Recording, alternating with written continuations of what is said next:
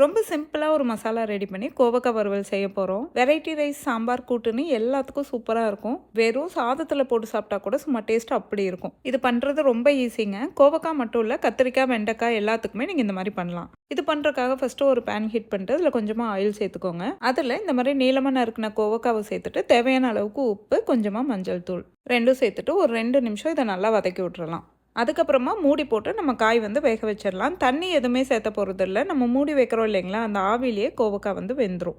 காய் வேகிற டைமில் குயிக்காக ஒரு மசாலா ரெடி பண்ணிடலாம். ஒரு பேனில் கொஞ்சமாக ஆயில் சேர்த்துட்டு வெங்காயம், பூண்டு, சீரகம், மல்லி, மிளகு, கொஞ்சமாக எள்ளு, அப்புறமா 2-3 வரமிளகாய் இது எல்லாத்தையும் சேர்த்துட்டு லைட்டாக வாசனை வர அளவுக்கு வறுத்துக்கோங்க. அது கூடவே ஒரு 2 டேபிள் ஸ்பூன் அளவுக்கு துருவின தேங்காய் சேர்த்துட்டு அதையும் நல்லா வறுத்துக்கலாம். இது எல்லாமே லைட்டாக கலர் மாறுற அளவுக்கு வறுத்தாவே போதும்.